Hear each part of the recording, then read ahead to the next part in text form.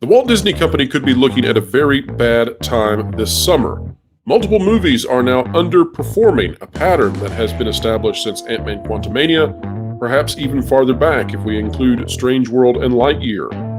But is Guardians of the Galaxy a proper recipient of this pattern, or should it be breaking free from that and scoring well? We'll talk about it, and we'll talk about whether or not Disney is now depending on Indiana Jones to save their day.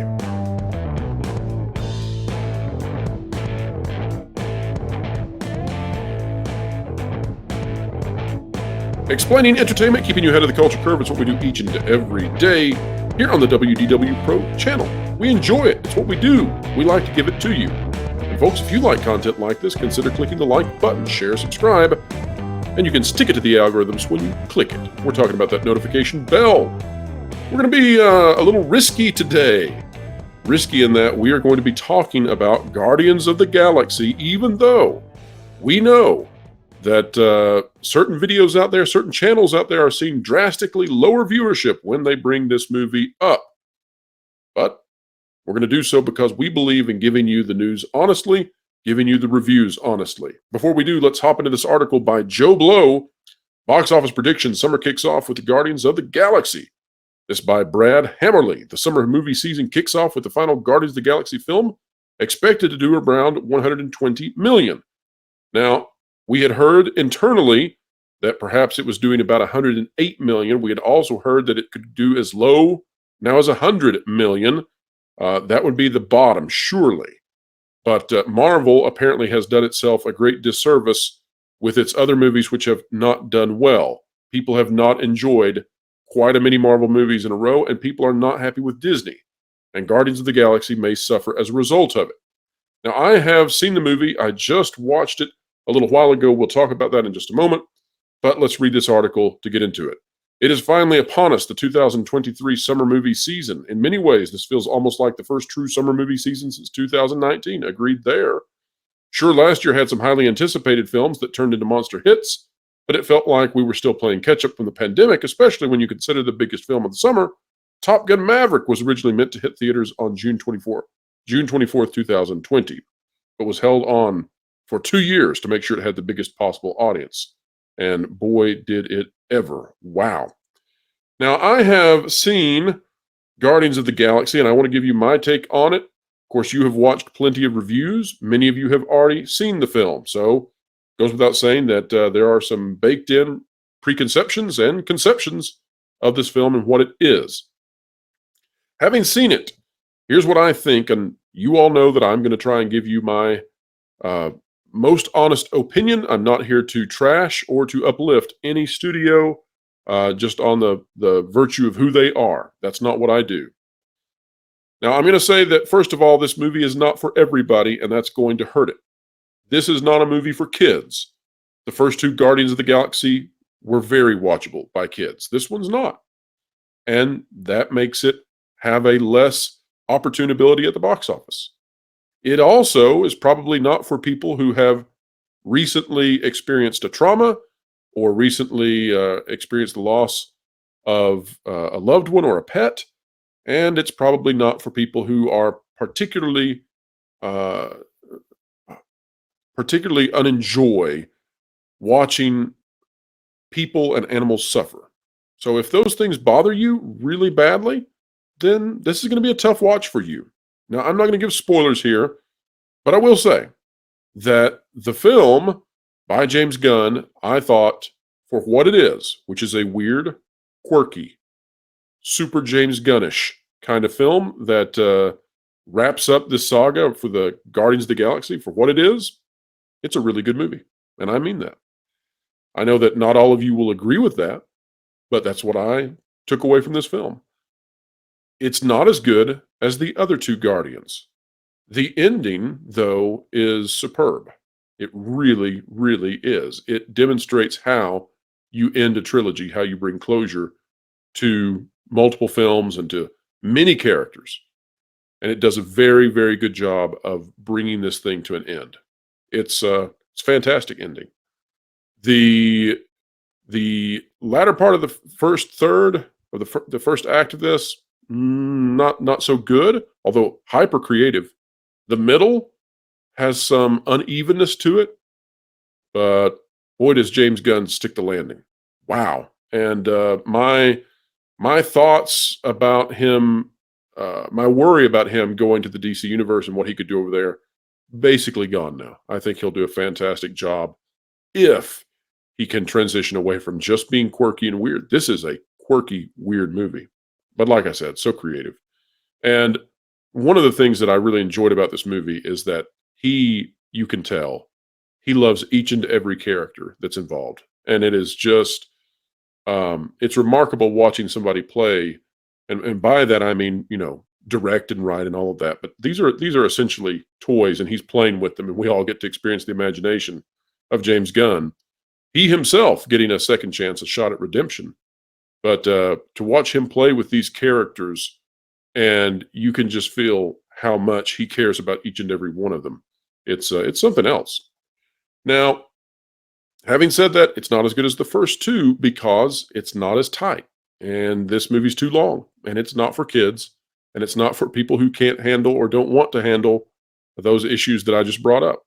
So it's not going to be as big as those other movies because it's limiting its audience. The runtime is really long, but it's a good movie, and it's what James Gunn wanted to make, clearly. So, there you go. That's my thoughts on the film. But it's probably not going to break $1 billion. Now, maybe word of mouth will carry this thing. And this is quite the thing to watch how badly Marvel has damaged films. Because if Marvel had not damaged their films prior to this thing would be making $1 billion to $1.5 billion. It's too bad Marvel did damage their franchise. Make sure to catch The Pro Show Thursdays 5 to 7 Eastern Time. Entertainment Explained, The Culture Curve Conquered, live with Pro and all his friends. One thing that's not damaged is of course, this Mario movie here. It's looking to make probably around $25 to $30 million more again in this weekend. That's very solid. It's going to be a more significant drop than in the past, but hey, that's still pretty good. And it may have serious legs after that, may have far less drops. Let's read this paragraph. Perhaps the reason Guardians is looking at a softer opening is due to its competition. I don't agree with that. When Multiverse of Madness opened last year, it faced basically no competition. It was going up against the highest grossing video game movie of all time, Sonic the Hedgehog 2. Well, that was competition. That was showing signs of slowing down after being in theaters for a month. Okay, same with Mario. Not quite as big with Sonic, but This year, Guardians of the Galaxy Volume 3 is going up against the highest grossing video game movie of all time, Super Mario, but despite being in theaters for a month, this one doesn't seem to be showing the same slowdown that Sonic 2 did. Although I think, and they've got it pegged at 24 million, so that's about where I think it'll land. It may actually be a little higher. I think people are eager to go to the movies, and we'll see how that goes.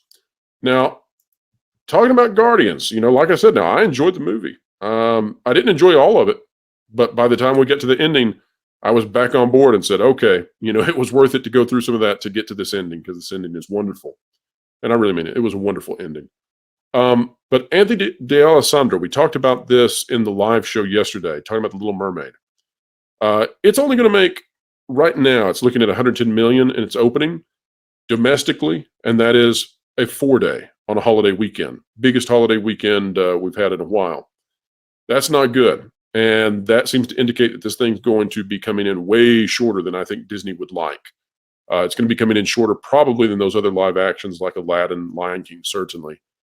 And so if we look at this now, we say Guardians has diminished its possibilities, right? It's diminished its box office possibilities with some creative decisions that Gunn has made.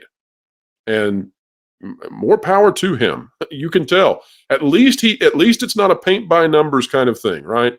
At least it's 100 times better than Quantumania. But with Guardians being probably out of contention for breaking that billion mark, now we find out The Little Mermaid probably not going to break that billion mark, probably not going to come close. Well, that means it's up to Indy. And this is a bizarre thing. Now, we could all say maybe Elemental will hit the billion mark, but come on. You think Marvel and you think Little Mermaid have issues? You go check out Pixar. Pixar has issues. So I don't think Elemental is going to break $1 billion. If it does, I'll have to do something on the channel to make up for it. I don't know what I'll do, but I don't see that happening at all. And that really just leaves Indiana Jones for the year, not just the summer, because the Marvels is certainly not going to break $1 billion. If Guardians of the Galaxy is damaged by the rest of Marvel, you better believe the Marvels is damaged. But what else does Disney have that they could possibly break $1 billion? And that's going to mean that for the box office for this year, it looks like it's going to come down to either the Super Mario Brothers movie, or it's going to come down to Top Gun Maverick 2. Oh, I mean Mission Impossible: Dead Reckoning. So one of those is probably going to be your biggest movie. The other one's going to be number 2, and number 3.